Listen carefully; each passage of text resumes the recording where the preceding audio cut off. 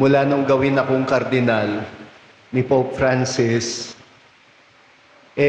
dumalas-dalas yung mga pakiusap ng ilan sa mga nagpipilgrimage sa Rome kung pwede ko daw ba silang ipakiusap na mag-private audience sa Santo Papa. Akala ho siguro nila, body-body ko lang si Pope Leo, na isang text ko lang, papayag na siyang mag-private audience. Pasensya na po, hindi po ganoon. Ang ipakiusap sa kardinal ay pareho din sa ipapakiusap ng sino mang bishop, dadaan sa protocol at hindi laging guaranteed na mapagbibigyan dahil sa dami ng appointment ng ating Santo Papa. Kaya naisip ko yung kwento tungkol sa isang enterprising na photographer sa Roma. Alam niyo po ba, yung photographer na yon, nakaimbento siya ng racket na pagkakakitaan niya. Napansin kasi niya na marami sa mga taong dumadalaw sa Rome ang gustong magpakuha ng litrato na kasama ang Santo Papa. Siyempre, hindi naman lahat pwedeng makalapit talaga. Kaya naisip niya ang isang paraan. Gumawa siya ng life-size na standee ng Santo Papa, nakangiti, at may isang kamay na nakapatong sa balikat ng standee rin ng katabi niya. Pero butas ang mukha. Ang gagawin ng nagpapalitrato, ipapasok yung mukha niya sa butas. Smile, click. Di may litrato na siya. Parang katabi niya ang Santo Papa at parang BFF sila. Ito ho yung pumasok sa isip ko habang pinagninilayan ko ang title na Beloved Disciple. Sa araw na ito ng kapistahan ni St. John, the Apostle and Evangelist, na pinagdiriwang natin sa loob ng oktaba ng Pasko. Ito rin ang pinakahuling tema ng Hubileo ng Pag-asa na pinagdiwang natin nitong buong taon 2025 at isasara na natin bukas sa San Roque Cathedral sa umaga. Ang huling tema ng ating Jubilee celebration sa Diocese of Caloocan ay ang Hubileo ng Pamilya dahil nga bukas ay kapistahan ng Sagrada Pamilya. Sa Ebanghelyo ho na binasa natin, walang pangalan yung alagad na kasama ni St. Peter na tumakbo papunta sa pinaglibingan kay Jesus. Masyadong mabilis ang Ebanghelyo, kasisilang lang niya, libing na kagad yung binasa natin sa kapistahan ni St. John. Beloved disciple, ang tawag sa kanya. Sa simpleng salita, ang alagad na mahal ni Jesus. Na para bang hindi niya mahal yung ibang mga alagad. Para niyang sinabing, ako ang paboritong disciple ni Jesus. Yun ba talaga ang ibig niyang sabihin? Hindi naman siguro. Pero nakapagtataka, palagi siyang naririyan sa mga importanteng sandali sa buhay ni Jesus. Siya yung alagad na sumandal sa may dibdib daw ni Jesus nung Last Supper. Siya rin yung alagad na nanatili sa paanan ng krus kasama si Mama Mary at pinagkatiwala kay Mama Mary at sabay na binilinan na pangalagaan ang mahal na ina. At siya rin yung alagad na binasa natin na kasama ni San Pedro na tumakbo papunta sa libingan. Nauna siya dahil mas bata, pero nagbigay daan sa matanda. At ayon sa kwento, hindi maintindihan ni San Pedro ang nangyari dahil nakatutok sa pagkawala ng bangkay. Pero itong alagad na minamahal, nakita daw niya at naniwala siya. Bida, no? Napaka-importante ng papel ng alagad na ito. Pero bakit hindi siya pinangalanan?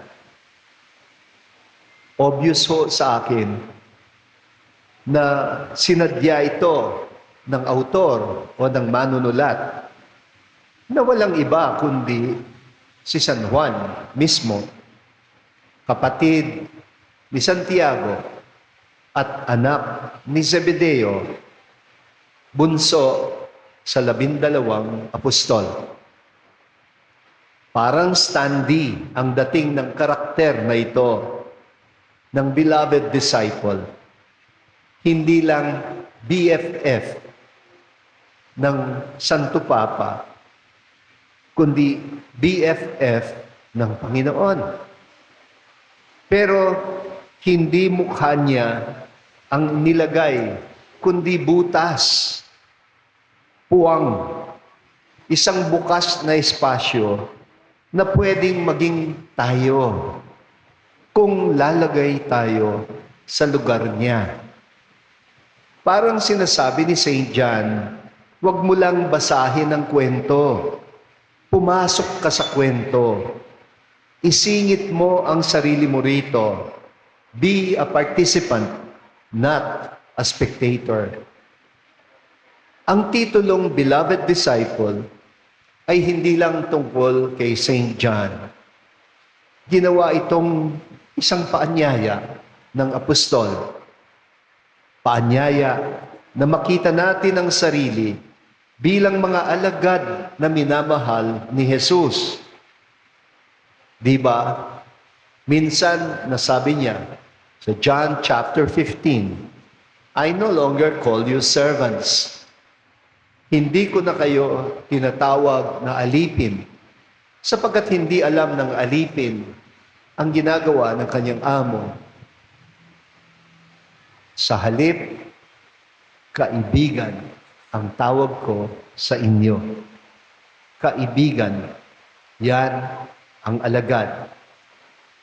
Kasi hindi naman pwedeng isugo bilang apostol ang isang disipulo o alagad kung hindi muna siya pumasok sa isang malalim na relasyon kay Jesus bilang kaibigan. Paano mo nga naman siya i-represent kung wala kang kinalaman sa Kanya? Kaya sinabi niya sa ating narinig na first reading, narinig namin siya, nakita namin, at napagmasdan ng sarili naming mga mata, at nahaplos namin siya. Siya ang salita ng Diyos na nagbibigay ng buhay na walang hanggan. Siya na pinagmumulan ng buhay na walang hanggan ay nahayag at aming napagmasdan. Pinapatotohanan at ipinapahayag namin siya sa inyo. Ibig sabihin, sa Kanya, si Jesus ay hindi isang kaisipan, hindi teorya, hindi lecture, hindi isang sabi-sabing narinig lang, kundi patotoo sa naranasan. Ang pananampalataya para kay Juan ay hindi lang isang kaalaman. Ang mas importante ay kinalaman. Baka minsan, marami kang kaalaman tungkol sa Kanya, pero wala ka pang kinalaman sa Kanya. Ang buhay na Kristo ay nararanasan, nadarama, nahahaplos sa bawat minamahal niyang alagad. At higit sa lahat, patuloy na naibabahagi sa kapwa at sa daigdig. Kaya, sa isang banda, ang title na Beloved Disciple ay parang mayabang. Pero ang totoong layunin niya ay napaka-humble, mapagkumbaba. Kasi hindi siya ang sentro. Hindi siya ang bida. Ang tunay na ipinupunto niya ay ganito. Tinawag niya ako, pinili at sinugo niya ako, hindi dahil mahusay o magaling o karapat-dapat ako, kundi dahil minahal niya ako. At yun ang dahilan kung bakit si Juan ay nanatili, kung bakit siya ang nakakita at siya ang unang naniwala.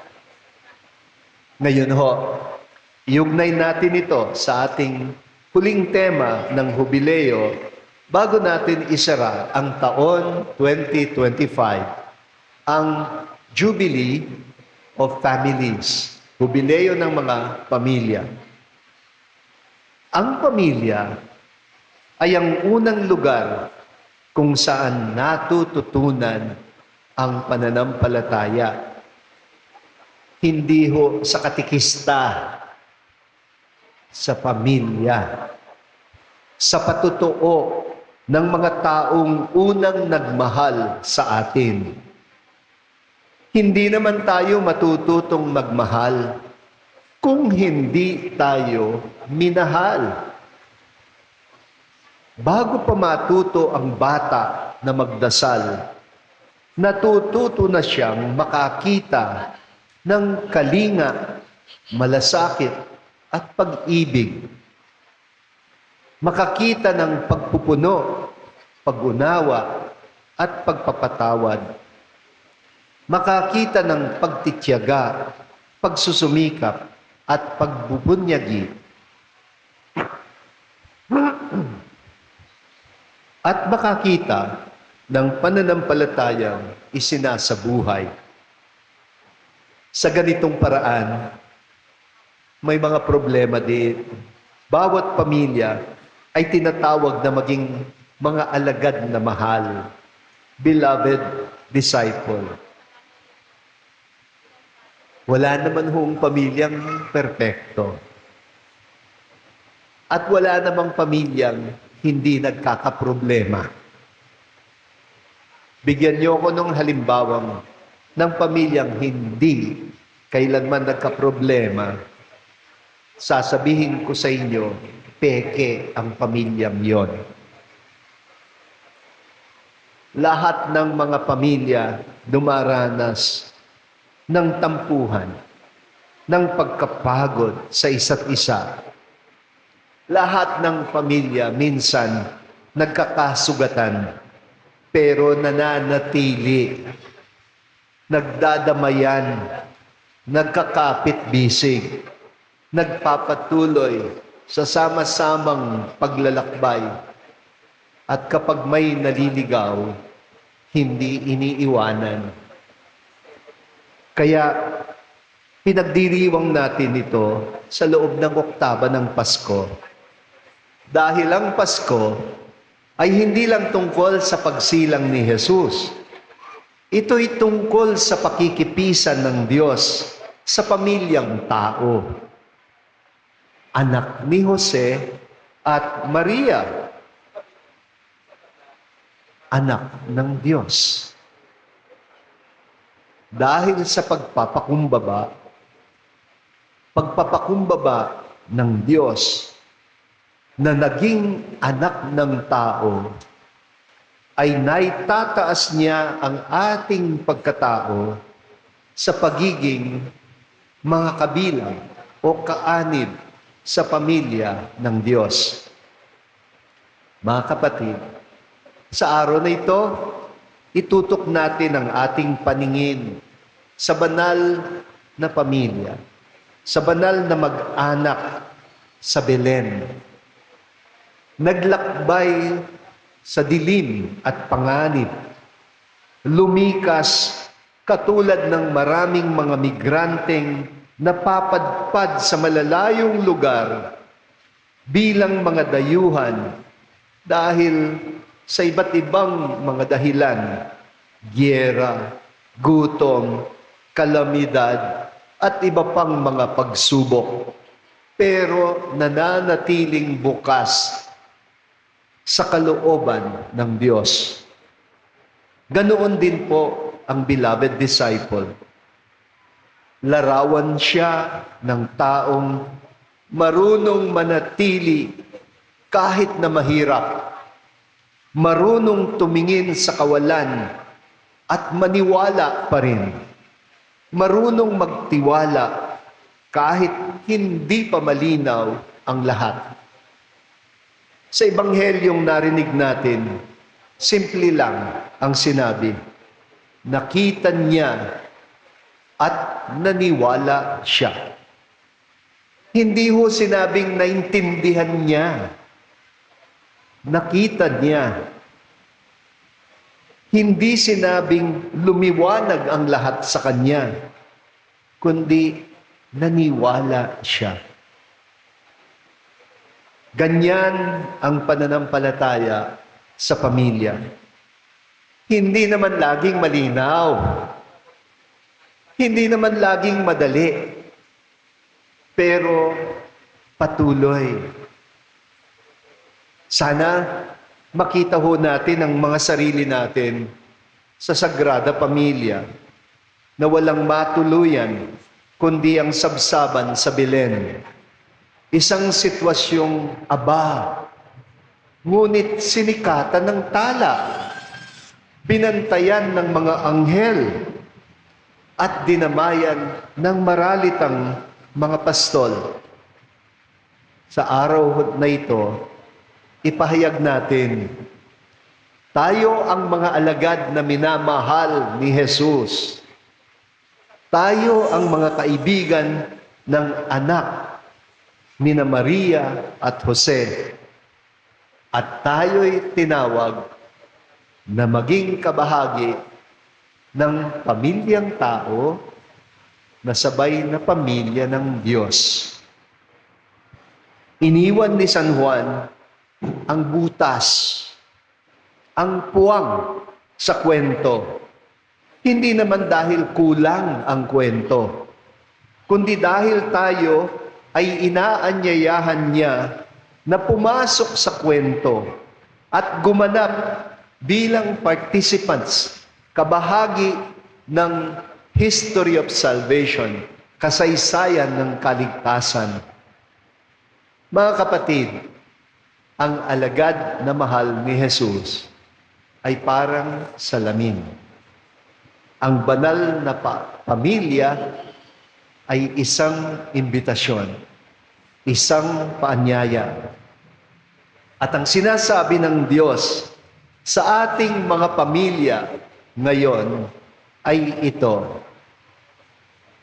kasama kayo, kabilang kayo, may lugar kayo dito. At kapag tinanggap natin ang paanyayang iyon, hindi na lang natin pinakikinggan ang Ebanghelyo. Isinasabuhay na natin ito.